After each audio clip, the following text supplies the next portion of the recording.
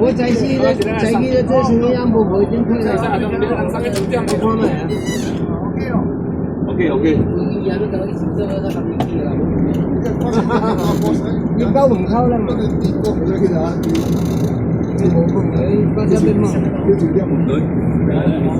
？Ito. Malalo. Kasi ba? Kasi sombong. Oo. Ha? Ayaw magsikilos agad eh. Nakabitin tayo eh. Hindi ba kasi?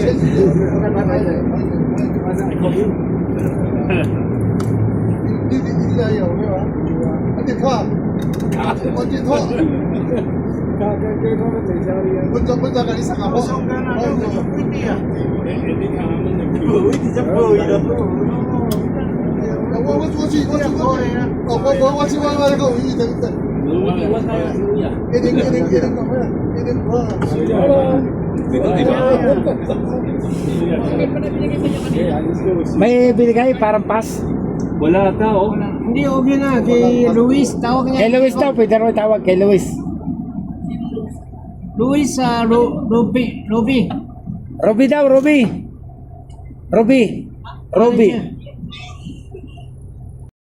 Ayan, hinul po tayo ng guard dito sa kanila pong main gate. Papauwi na po kami, pabalik na po kami ng Manor Hotel doon po sa loob ng Camp Janhay sa Baguio.